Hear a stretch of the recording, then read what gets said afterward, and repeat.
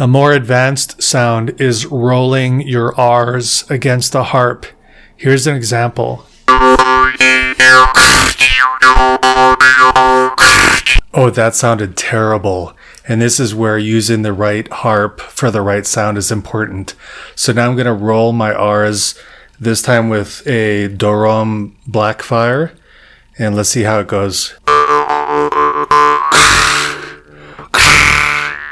Yeah, that sounds good.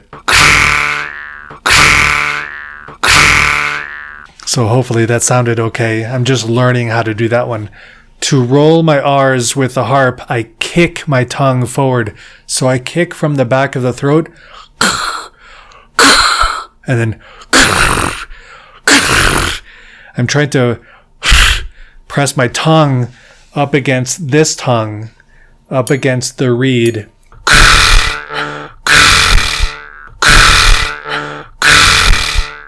Almost as if I want to smash my tongue against it. So it's very forceful. So that's a terrible example, but hopefully it's enough to get you started doing the rolling your R's technique.